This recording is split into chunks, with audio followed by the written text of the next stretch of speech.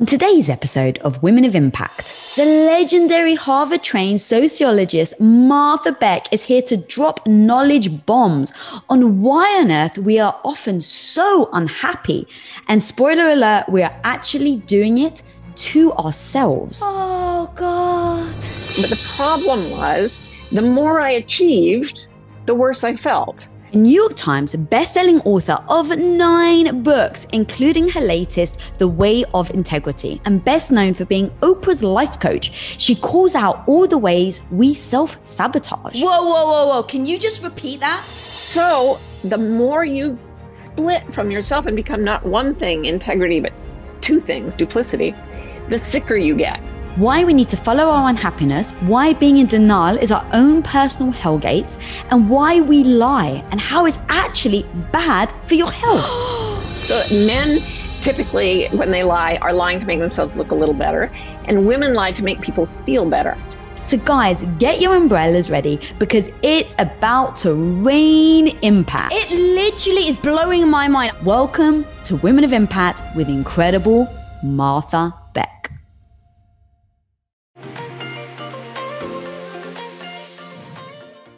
Hope you enjoy this episode brought to you by our sponsors, Thrive.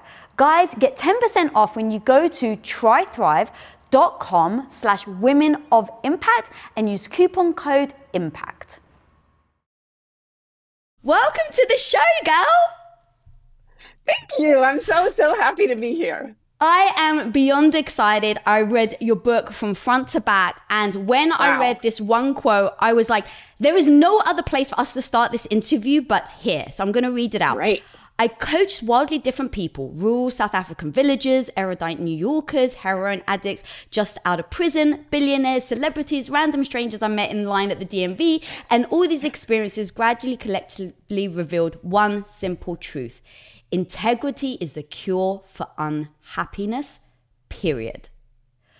Yep. Whoa, that's a big statement, girl. So I want to let's go deep. And I think we need to start with breaking down what you mean by integrity, because I think that over the years, we've kind of convoluted the word.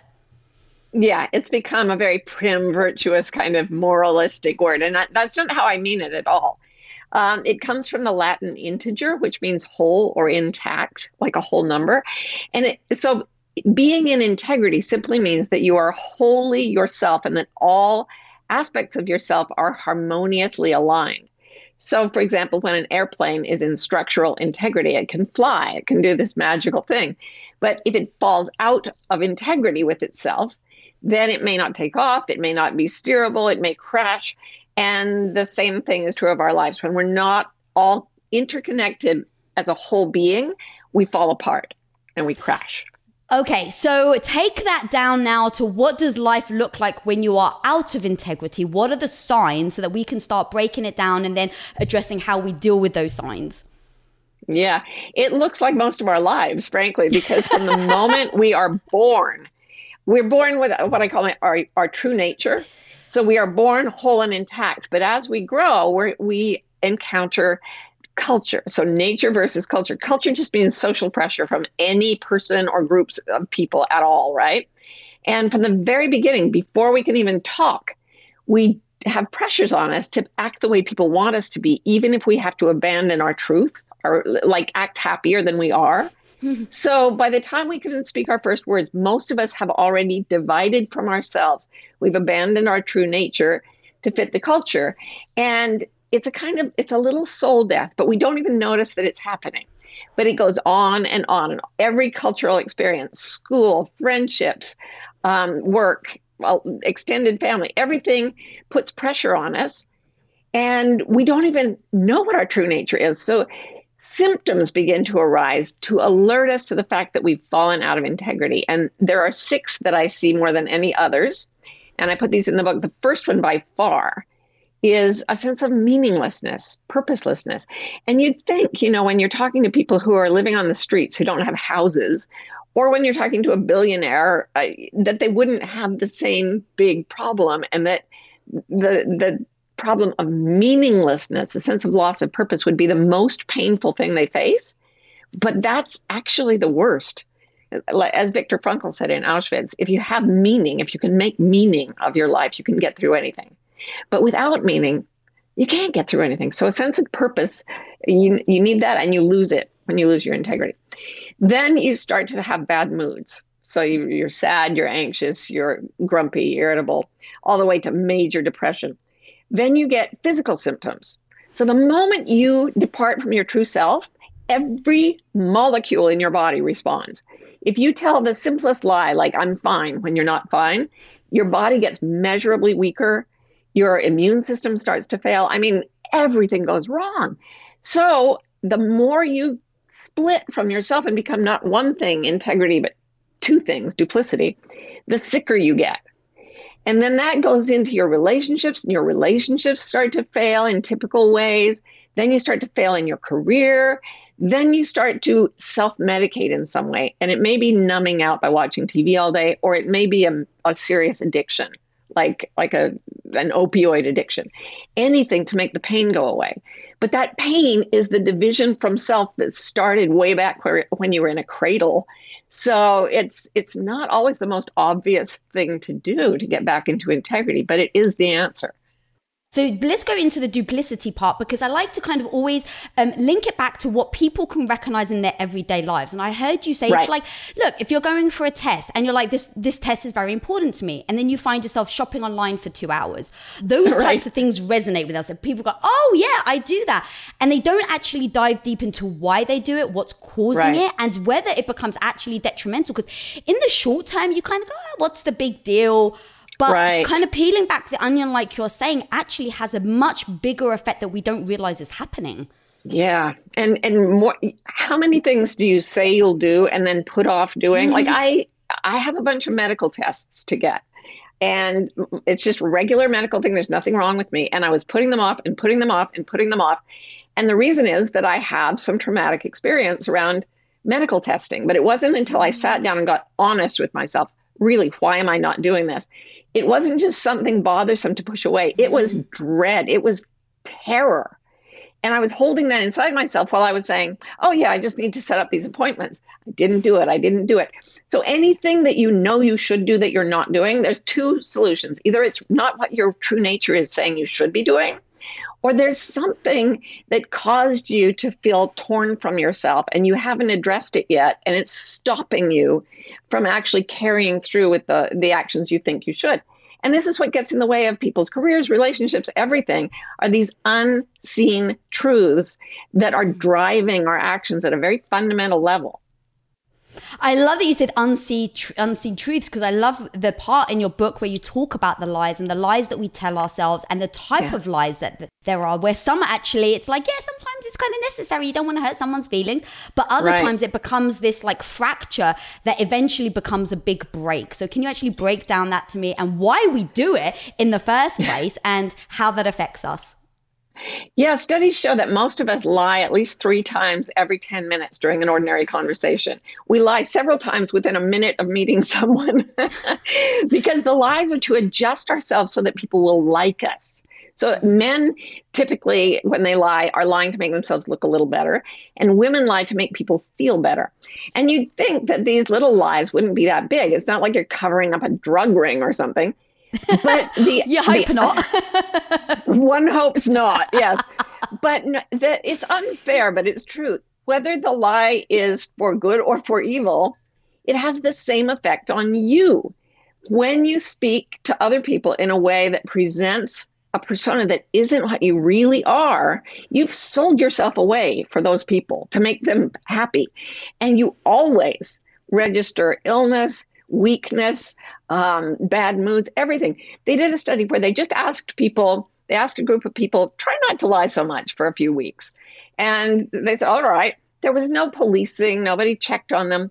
But when they came back, compared to a control group that didn't make that promise, they had fewer doctor visits, they had fewer arguments, they had better health, they had better career success, just because they said, all right, I won't tell so many little white lies. What I found is a lot of times you don't have to tell those lies to be polite. But if you say something that's not true, you yourself end up paying the price. It literally is blowing my mind. I want people to stop right now and just actually let sink in what you just said. So I've spoken many times on the show about other people lying and how you handle it, but the impact of us lying to others, like the health detriments that come with lying, that so blows my mind. Yeah. And remember, it's not just words. Every time you pretend to enjoy doing something when you're not happy, that's a kind of lie. Every time you make a facial expression to please someone and it's not what you're really feeling, it's a kind of lie. So self-deception to present yourself in any way ends up having all these detrimental effects. And it's worth sitting down to check what feels true to me. So I like to break it down into 4 parts: body, heart, mind, and soul. So somebody asks you a question like, are you comfortable? I used to give speeches and I would ask the audience right in the middle. I would just stop and say, is everyone comfortable? And they'd say, yeah. And I'd say, no, really, seriously, are you really comfortable? And they'd be like, yeah. And then I'd say, if you were home alone, how many of you would be sitting in exactly the position you're in right now? Nobody would raise a hand. And I would say, why not? And it would take them several minutes to figure out the reason that they would be in a different position is that they're not comfortable right there listening to me talk, not completely comfortable. And that is not the problem. Discomfort is okay. We can handle it. The problem is they looked me right in the eyes in clear daylight and lied without knowing they were lying. Their bodies knew that they were lying to me, but their minds did not.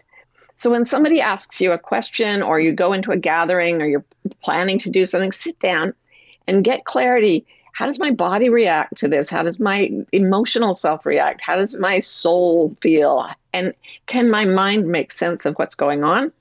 And then you do what aligns you with joy, with purpose, with happiness, and just the slightest degree of change toward integrity. It's like turning a plane 1 degree every half hour. You don't even notice it at the moment, but it ends up putting you in a completely different place. I mean, there was a time, for example, when I I started this book probably when I was 29, and I took a vow not to tell a single lie for a year. And I pretty much kept that vow. But I ended up leaving my religion and then my family of origin and then my marriage and my home and my job and my career. Like everything seemed to be falling apart. Whereas the truth was that I came out of depression and illness for the very first time I could remember. So that was all good. But there came a time when I felt like I had to speak out about something that I'd experienced, which was I was raised in this very fundamentalist church where I thought that sexual abuse was epidemic. And I was trained as a sociologist. So I was looking at this from a social science perspective, but I'd also been sexually abused as a child by someone who was very high up in the organization. And I knew that to tell the truth, I had to talk about this, my own abuse, what I was seeing in that particular context. And I got death threats, serious death threats, and people threatened my children. They killed all the plants in my yard. I mean, I really took a lot of hits from that. But my integrity said, now go. And you'll find, and it was, in fact, the very best possible time I could have done it for my own growth and for my impact on the world. So if you get in this habit of checking what's true, what must I do today to feel true to myself, then you will know when to stay silent. And you will know when to speak out, even if there are repercussions. And sometimes there will be. So, God, that's so strong, Martha. And I want to really dive into what you just said of you took a year where you're like, I'm just going to say the truth. And in those moments where you had to address your religion, your sexuality, your marriage, I mean, there was so much that you unveiled that ended up crashing down around you. In those moments, I know you say now in hindsight, it was like the best way for you to come out of the depression. You needed to go through it. But in those moments, it's very hard, right? It's horrible. Being part of a community, wanting to be loved, wanting to be accepted, but knowing deep down that doesn't align with your integrity. How do you keep going? Because even if, and I'm just projecting myself in those situations, like, okay, align with your integrity. But in those moments where you just want to be accepted, it's so hard to keep doing it. But how do you keep pushing through that to get to that point where you're like, this was meant to be? I was meant to do this. It was an interesting thing for me because I was actually able to achieve a lot, to get a lot of approval my whole life. I liked school. I did well there. I was a congenital good girl. I did everything everybody wanted me to. And so I got a lot of approval. I got into Harvard and went back for my master's and PhD. So I was doing well professionally, and I had, a nice marriage, little kids. Everything looked great. But the problem was, the more I achieved, the worse I felt. So I think, well, if I can just have the approval of all these people, then I'll be okay. And I would get their approval. Or if I can achieve these things in my career or in my schooling or whatever, I'll be happy then. I'll feel good. And I would get them, and I didn't feel good. And I've heard this from so many really successful people that when you get to the top of that golden mountain, the happiness isn't there where you thought it would be. And for that reason, I knew that there was something else I had to do. And the other thing was that I'd had a child who was prenatally diagnosed with Down syndrome. And I had to decide at a very late point in pregnancy whether or not to terminate. And I'm very pro-choice, but I was very bonded to the baby already. So I kept him. And in doing so, I went against every advisor and every doctor I had at Harvard. And they told me I was throwing my life away. And it turned out I kind of was. But the life I was throwing away did not make me happy. And the life that I got back made me very happy. So I'd made this huge earth-shaking decision that where it was life and death, and I had to go inside. It was my decision and mine alone. Having done that and then being so unhappy in my high-achieving life, I just said, look, if it's worth throwing your life away for one little child, it's worth throwing your life away for another, for your own inner child, or, for the truth of yourself. And that turned out to be the answer. And I've tested it for 30 years. And I can tell you that's why I came to the conclusion that integrity is the cure for unhappiness. So the one thing I want to talk about actually is, so when it comes, going back to the culture versus nature, how do you know? So like, let's say you're becoming aware of it now. How do you start to break down what is truly nature and what is truly cultural? Because there's so much that we're told as growing up to be truth that we don't even question it. Like one of the biggest things that I was brought up in a Greek Orthodox religion, went to church. And I remember meeting my husband, and I think we was maybe like on the second date or something. And he just turns to me, and he was genuinely curious. And he just looks at me and he's like, so why do you believe in God? And I'd never been asked that question before. I was 21. I paused and I stared at him and I was like, because my dad told me to. It was like, it never dawned on me to even question why I believed in it. So how do we start looking at that? Because the one analogy I heard you say, which was so on point, was, you look back at the day and we all believed that having fairer skin meant that you were better. So we believed that, we should put arsenic on our skin as makeup to make our skin clearer. But obviously that's terrible for us and absolutely detrimental to us. So how do we start to parse what's true and what's actually something that we believe is true, but is actually a massive detriment? Well, what you said is the key. When your soon-to-be husband asked you something, you paused. The first thing is, there's something that I've read about in child rearing in France, le pause.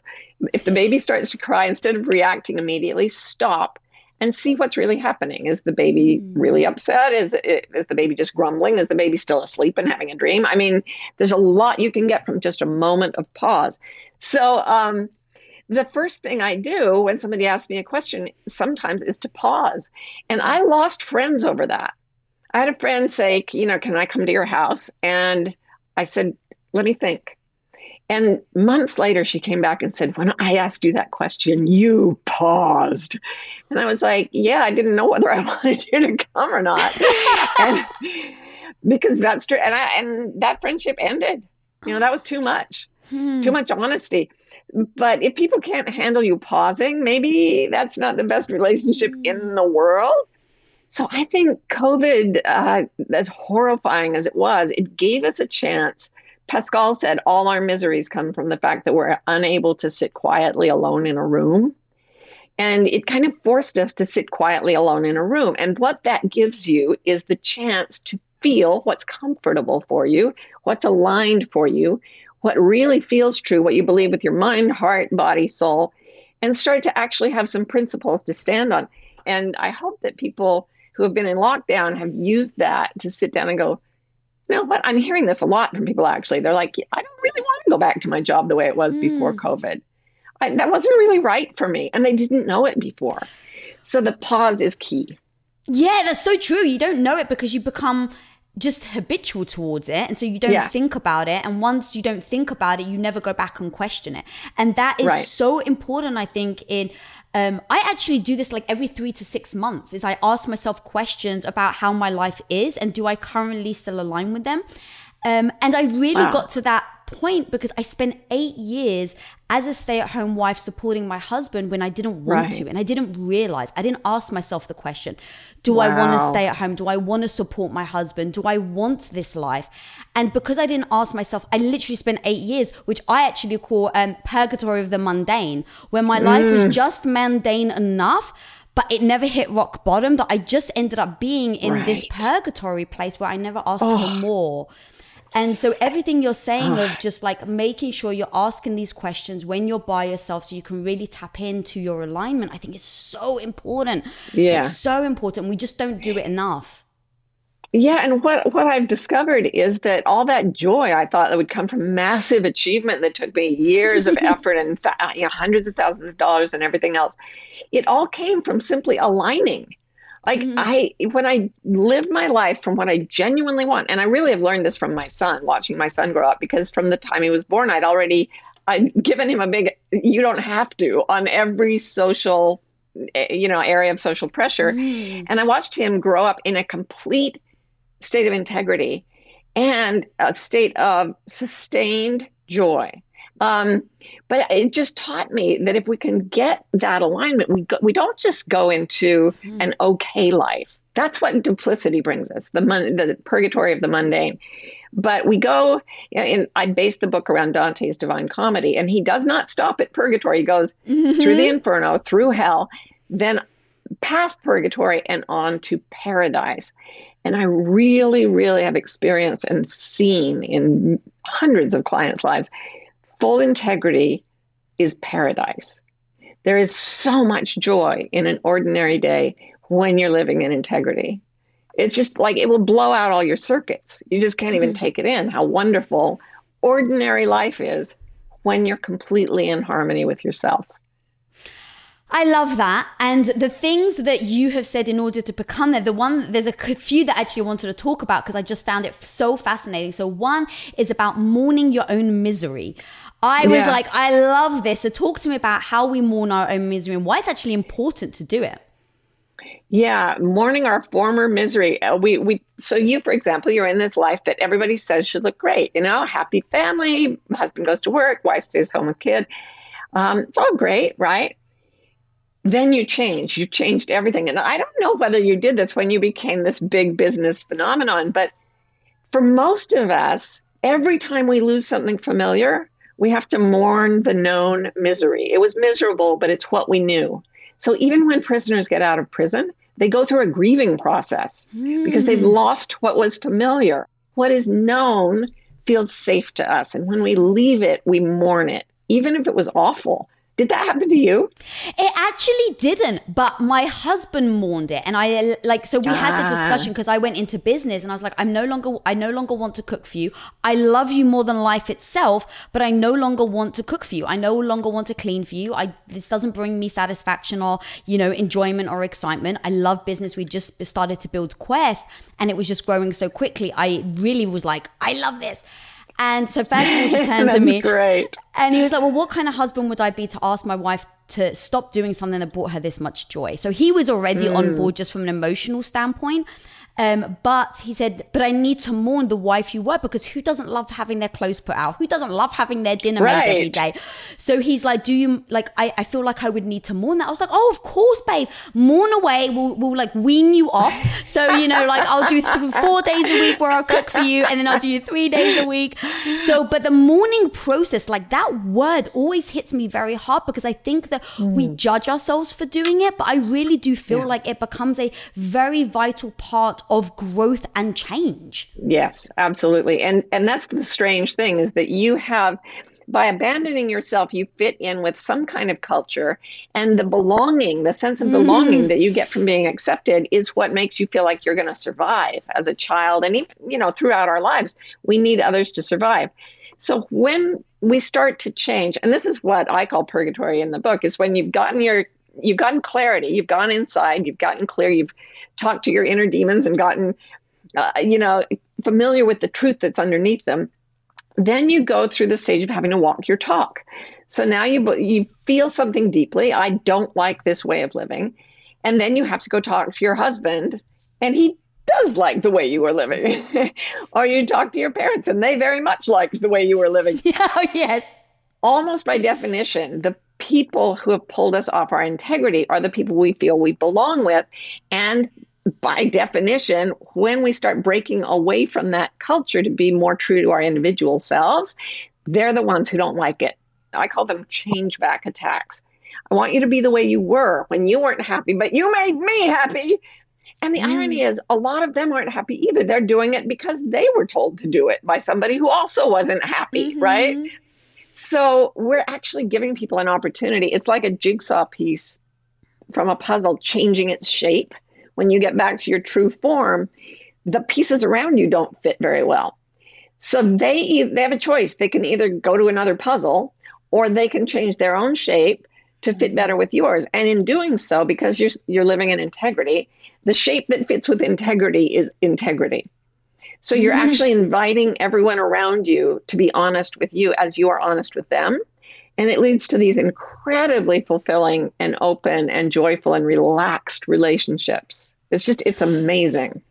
I love that. Oh, you said something like there's no return. The point of no looking back. Thank you. The point of no looking back. Yeah. So Dante comes out of the inferno where he's gotten free from all the lies. I see it as his own internal hell, right? I see the whole thing as a metaphor for a map from unhappiness to happiness. And he comes out of the inferno, and now he has to climb up this mountain called purgatory. When he gets to that point, he comes to a gate, and there's an angel guarding it. And the angel says, if you pass this gate, you can't look back. No looking back. And a lot of people won't go through the gate. They just circle the mountain. And you've seen this with, I've seen it with coaching addicts or therapy addicts or seminar addicts, people who keep finding themselves with a therapist or whatever. But they will never make the change that they know would fulfill them. They won't do it because it's too scary to disappoint people and potentially get them angry at you, to fracture relationships. It is. Take your time. But when you want to get to paradise, step through that gate where you decide never to look back. And when you actually go through and decide to be true to yourself no matter what, it's really impossible to go back, because you start to grow so quickly as a soul that it would be like fitting back into your baby clothes. I mean, if I told you, here's the thing, Lisa, I really want you to just go back and do 10 more years as a homemaker. Here's a baby, here's an apron, have at it, you couldn't do it, right? I mean, No. It's wrong for you. You just know it's wrong for you. And there comes a point where that is so clear that you don't look back.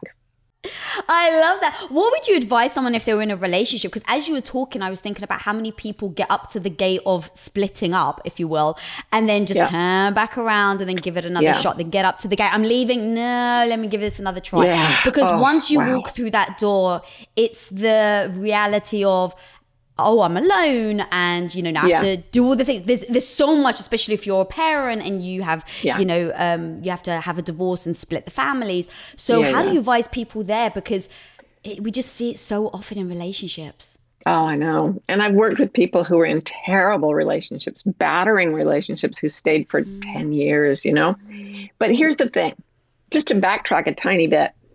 When you're not comfortable, but you're not making steps to feel more comfortable. It's like way back to when we said, you know what you're supposed to do, but you don't do it. So the relationship is bad, but you don't take steps to be more yourself and then see how your partner responds, because they probably won't respond very well. So you are split from yourself, and you start to get uncomfortable and you suffer more and more and more. The relationship doesn't stay the same suffering. It gets worse. And every single person I've dealt with who can't make that break, even if it's a horrible relationship, is because they still have things they deeply believe. Like I had one woman who was in a terrible relationship and she kept saying, quitters never win. I can't quit. And I would be like, are you sure? Like people who quit smoking, is that bad? People who quit, beating people up, is that bad? She was like, no, I've been taught never to quit. I've been taught never to quit. That the phrase never quit, it's not true, because sometimes it's bad to quit, but sometimes it's good to quit. So that was a lie when it came to her relationship. And we had to go in and find out why she clung to it so tightly. And it was because it was her parents. And it's sort of like therapy. Often you end up finding out where those beliefs came from. And then you say, but are they true to my body, heart, and soul? And that's how you go through the inferno. And she finally realized, no, that's not true in this case. But there were all these other little beliefs, a good mother never leaves, a woman should do what her husband says, blah, blah, blah, blah, blah, on and on and on. And we had to go through the inferno and break every single little chain of belief that was holding her in a lie. And then she was ready to leave, and she did, even though the kids were there. And the kids said, oh, thank God. That was a horrible marriage, right? So, yeah, it's always about, if you're not moving forward, don't blame yourself. This is not about blaming or shaming. It just means you're split from yourself because you were trying to be good. And you need to find out where that pulled you away from your truth and re-examine that so you can find your truth. And when you have enough of your truth, you act. That's how it works. That's so important to do that, because we do listen to so many other people, and even what you were just saying there, I've also heard you say about, don't just try harder sometimes, when you're failing. Right. And that's one thing that we just tell ourselves, oh, well, I'm not trying hard enough. I must go harder to succeed. And when I heard you say, no, sometimes you just don't try harder. I love that so much. If you can break that down, because I really do feel like that aligns with, the misconceptions of, well, you don't ever leave your family. You don't ever get a divorce, things like that. Yeah, I trained a life coach named Sonia Alar, who was hilarious. And she liked to say, here's some advice for men who want to do well with women in the bedroom. If what you're doing isn't working, don't do it harder. But that is exactly what most of us do when what we're doing isn't working. When we don't know what to do, we do what we know, only more. Right. So I'm going to try harder.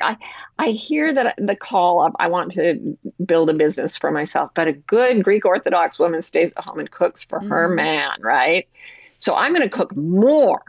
I'm going to be more like a traditional Greek Orthodox housewife. And then I'll be happy. I'm going to be more obedient. I'm going to be more subservient. I'm going to be more cheerful. And we get worse and worse and worse because the basic thing in there is a lie. So when we're pushing ourselves to do more of something that's not true for us, not in integrity for us, it actually makes the pain much worse very quickly. So this sense of peace will come over you when it's time to move on from something and just give it up. If you, this is silly, but I paint pictures. I love to paint pictures. And I'm working on a very, very complex painting right now.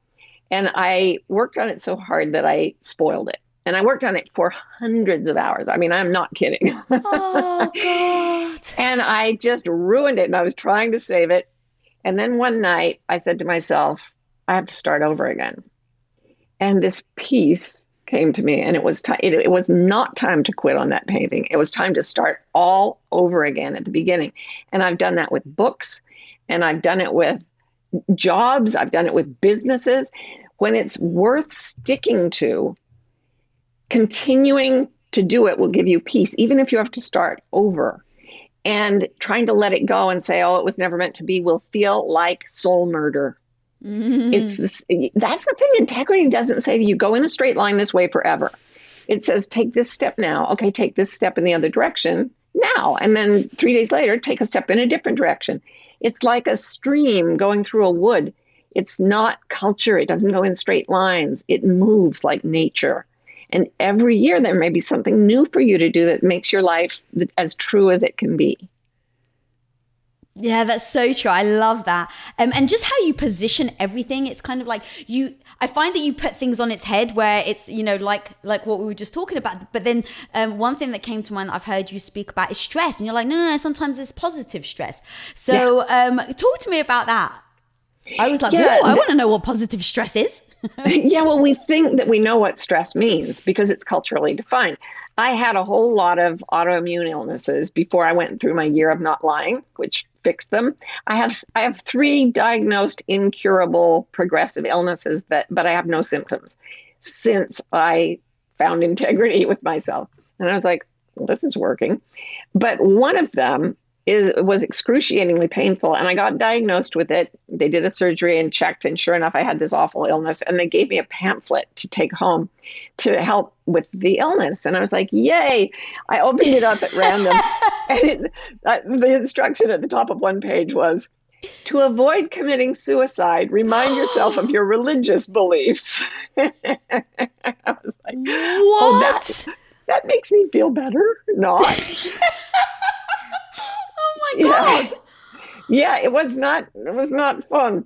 But it said, okay, stress reduction will help with the symptoms. So I thought, I'll lie down. I raised my kids on a king size bed, right? Because I was always lying down. And I lay there and it got worse and worse, but they'd given me a hotline to call. And there was this nurse to help me deal with the symptoms. So I called her and I said, I'm still getting worse. I'm lying down. I can't relax any more than I am. And she said, well, what do you want to do?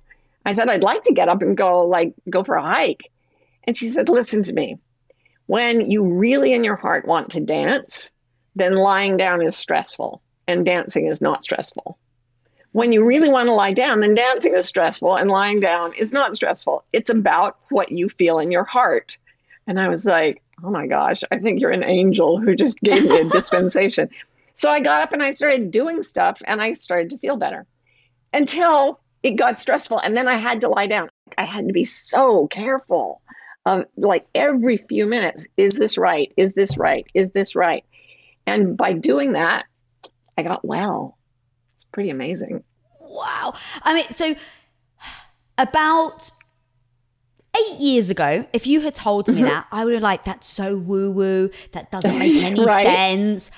I've gone through my own health journey, struggled for 5 to 6 years with crippling gut issues. Hair was falling out, nails were brittle. I couldn't stand up for longer than 5 minutes at a time. I mean, just devastating. And I was the one that was going to all the professional doctors. And then finally someone was like, could it be stress? And I was like, come on. Like, what are you talking about? That's got nothing to do with my gut. And oh my God, like what I've learned in 5 to 6 years is insane. So I've come to a place where that to me is so powerful. Like what you just said hit me like a ton of bricks. I want people to really think and hear what you're saying, because by addressing the stress and by addressing what you said, the positive and the negative stress, the ebb and the flow of things, it's not just one and done. It's not just set and forget. It's assessing and then readjusting. Like that's so powerful. Yep. And that's integrity. That's being one thing all the time. And the environment changes around us all the time. So this one thing that we are is not like it. I compared it to an airplane, but actually it's much more magical and miraculous than an airplane, because moment by moment by moment, it guides us to the right action. And that feeling, that click of truth, that when everything you do is in that space, it not only makes you well, but you have all these adventures. I mean, look what you've done since you started listening, right? Yeah. And people would say, oh, starting a business is stressful. Well, yeah, but not starting one for you would be stressful. You have to do it the right way. But for you not to answer your life's purpose would be the ultimate stress. So every day, it just takes you on adventures, this integrity thing. It's like, and you mentioned the airplane again, and I'd like to actually dive a little deeper into the 1 degree turn that you were talking about. It's so powerful, and your analogy just like locks everything together. So if you can break that down, that'd be great. Yeah. The whole idea of coaching is often, motivating and set big goals and strive for them. But I had this very different, I never thought I would be a coach. I was going to be a sociology professor. I just started living my life a certain way, and then people started paying me to talk to them about it. And I became a coach by accident. And my way, because I started from sickness, was to take really small steps in whatever direction made me feel more whole. And I call them 1-degree turns. There's another analogy. I mean, I talked about the airplane, but another one I love is, you know, those huge cruise ships that are like a city block long? Have you seen one of these things? They are huge. They're so big that if you just tried to turn the rudder, it would snap off because the weight of the ship is so intense. So instead, along the rudder, at the back of the rudder, there are all these little mini rudders, and some of them are only 6 inches wide. This is a ship the size of a city block. And these are called trim tabs. And when the captain turns the wheel, the only thing that actually turns are the trim tabs. And they just change the water pressure ever so slightly. And then the rudder can start to catch the flow differently. And then it can turn. And then the whole ship turns around because of this 6-inch trim tab. So what I try to do every day is make sure my trim tabs are set correctly. You know, if you say, okay, you know what, my marriage is an absolute disaster, don't file for divorce today unless it feels true for you to do that. Take one step toward it. Here's an idea from the book. Take something that you don't like doing, but you do, and spend 10 minutes a day less on that. Think of something you love to do, but you haven't been doing, and take those 10 minutes to do that. So slowly replace the things fill your time with things you love and subtract the things you don't love. Step by step, your whole life will turn around. That's so clear. It really does also address, I think, a lot of the problems that we have with making change in general. We make these big, massive proclamations, especially in January. I'm going to change. I'm going to do this and everything's going to be different. And then we crumble after the first month. And I think it is because we try to pull that lever, right? And do the massive change of the city block. And we break the handle or whatever you called it.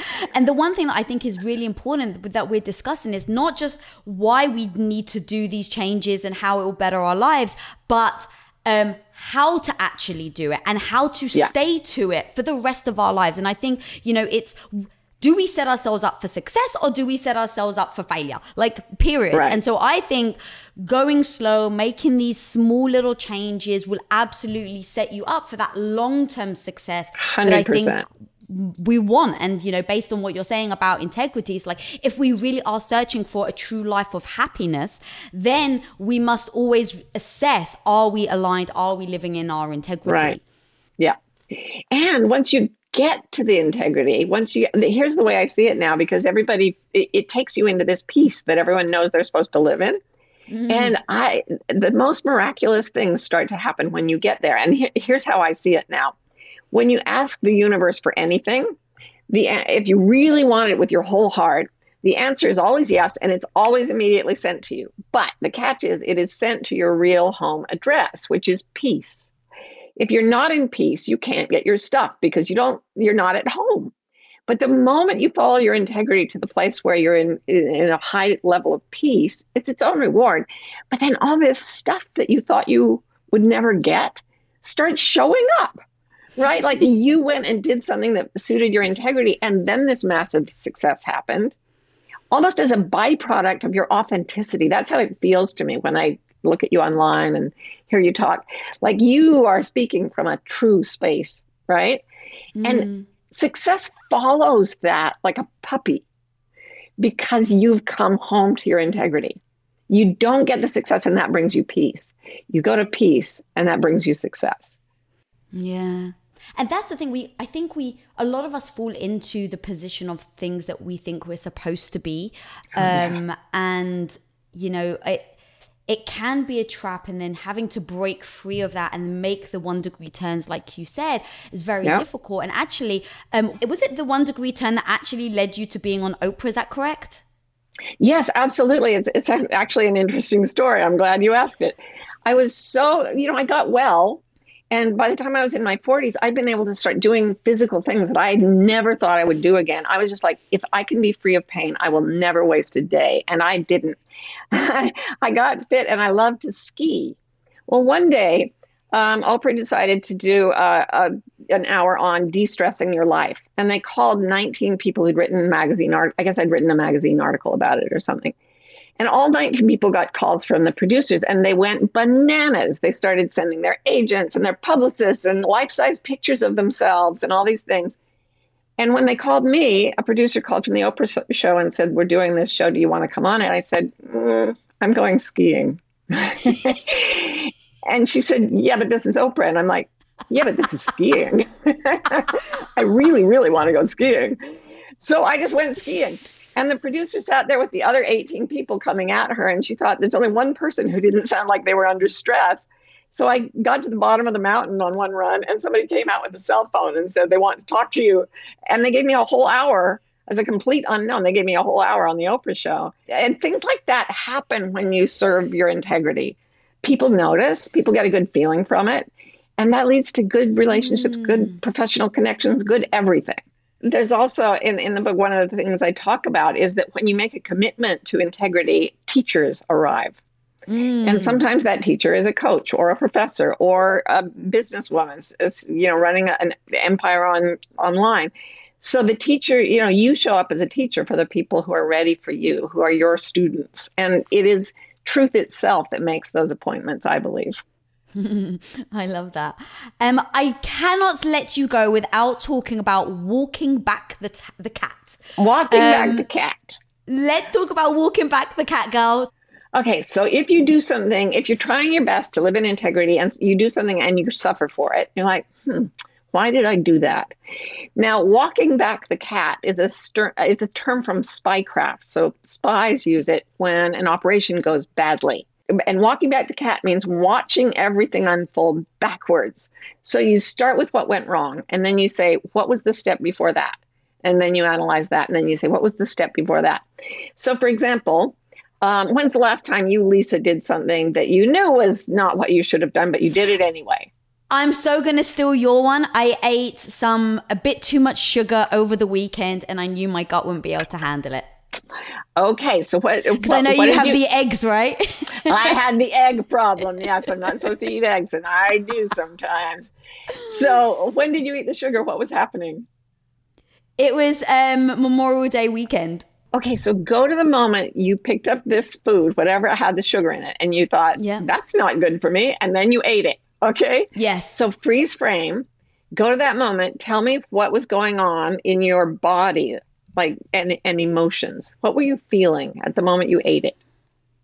Excited. About the sugar. Were you excited about something else? About my mother-in-law being in town. Okay. Now go into the excitement and see if you can find in there anything that is a little bit speedy or racy, like a little bit not pleasant. Can you find that? Yeah. Okay. Go into that and tell me, why are you feeling that? What's happening that makes you feel that way? I was potentially maybe anxious. I don't think I felt anxious, but now that I think about it, it's in my head. I have been waiting to see my mother-in-law in person for so long that I played out the scenario in my head about what a magical day it would be. And that magical day included the sugar, it included like the movie, it included all these things. And kind of there's a part of me that maybe was wanting to make sure all these magical moments happened because I'd envisioned them in my head. So what you're doing now is you're walking back the cat to the times when you were imagining the day, and you were putting a little pressure on the day that it had to be magical. There was so much need, and a little bit, maybe too much attachment to the idea of it being perfect. So then you go to the anxiety, and that's where you get quiet, you go into your inferno, and you say, remember, everybody's in the inferno because they were trying to be good. So you look at the little part of Lisa that's saying, this has to go right. And you say, sweetheart, is that true? Does it really have to go exactly that way? Would the world end if it didn't go exactly that way? And see if you can get her to say, I'll live even if it's not perfect. Can you go there? The truth is, this is hard to say, and this is kind of, I wasn't sure. My mother-in-law's getting older. And part of me was worried. I don't know if I'm actually ever going to see her again. Yeah. And I think that probably, And I told myself that when I do see her, I'm going to be the best daughter-in-law ever and show her how much she means to me. Wow. Yeah. So you see, there's all this good intention, but it created some anxiety, complete relaxation. Like when we're with a cat or a dog that's completely relaxed, what a gift that is. So instead of forcing yourself to let go, what I would like people to do, because I think it's in more integrity, is to love the parts of themselves that are anxious, that are causing this. So I would say, well, yeah, oh my God, that is so understandable. Anyone would feel that way, Lisa. Of course you felt that way. It may not be true that everything has to be perfect, but wow, I totally get what you've been through. Isolation, fear of losing people. Of course you're going to be anxious. That is 100% understandable. And you can relax with that. You can feel as bad as you want and as worried as you want. So now we're addressing the real issue, which is the heart, right? Now you can go in. So we've walked back the cat quite a way. And if we walked it back far enough, it would probably connect with, like, when was the first time you remember feeling so anxious that something had to go right? How old were you? Oh God, yeah, so far back, it's probably one of my first memories. Yeah. So that's going to be one of your primary things that keeps you in hell and splits you from your integrity, because in fact, nothing has to go perfectly.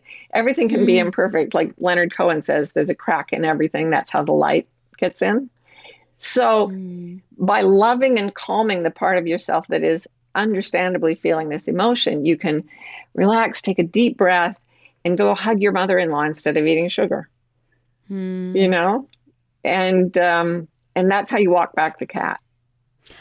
God, I love that so much. And really tying it all to, this really is how we self-sabotage a lot. And I think that's where a lot of this comes from. How do you then identify it? Because in everything you're saying, I'm like, oh my, like literally you're blowing my mind right now in real time, because I never thought about all those knock-on effects. So how do you actually implement that in the moment then, so that you don't end up self-sabotaging? Because once you've walked back the cat and you've revealed everything and you realize, oh, okay, that's where it comes from. How do you then use that lesson for the next time you go to self-sabotage? You walk back the cat again, and you start to, it becomes a habit. The sooner, after you've done something you wish you hadn't done, you almost immediately start walking back the cat. You find the lie, you let yourself loose, you give yourself the compassion you need, or you talk to someone, you do what's necessary to heal the wound. And then you're a little more relaxed. You're a little more yourself. And the next time you don't do as many compulsive things. But if you do, you walk back the cat, you do the whole thing. So this is the whole process I wrote about in the book. It's like anytime you're in suffering, you can go through this little process of, this isn't perfect. Where is my split from the truth? Oh, that's the truth. So now I'm going to walk my talk. Boom, I'm in paradise related to that subject. But there are many, many little lies that we live with. And so you may have to go through it several times. But the more you go through it, the quicker it is, the more you see through it, and the more confidence you have that it's going to be okay. It's going to be amazingly okay. Even if it looks like it's going to split your life in two, you believe, because if you've experienced it, that it's going to take you to paradise, because it works. The truth works. That's why every wisdom tradition on the face of the earth tells you the truth will set you free. Well, Martha, oh my God, we literally just scraped the surface of what your book talks about. So, but where can people go find it, read it, Audible, pick it up in the bookstore? Amazon.com, Audible. You can go to my website, marthabeck.com, and link you to it, I think. And yeah, anywhere books are sold. Amazing. And where can people follow you? marthabeck.com is the best way. Or on, Instagram, Facebook, Twitter. Yeah. Amazing. Guys, I had so much fun diving into her book. It was so freaking amazing. Like I said, I just touched the surface. So go check it out and leave in the comments below what fire piece of advice she gave that really freaking rocked you. And if you're not subscribed, click that subscribe button down there. And if you're not following me, guys, follow me at Lisa Bilyeu. And until next time, be the hero of your own life. Peace out. What up, guys? Thanks so much for watching this video. If you'd like another dose of badassery, make sure you watch this video right here, because I know you like it. But hey, also, while you're here, guys, you might as well click that subscribe button down there so you don't miss any future episodes. And of course, until next time, be the hero of your own life. Peace out.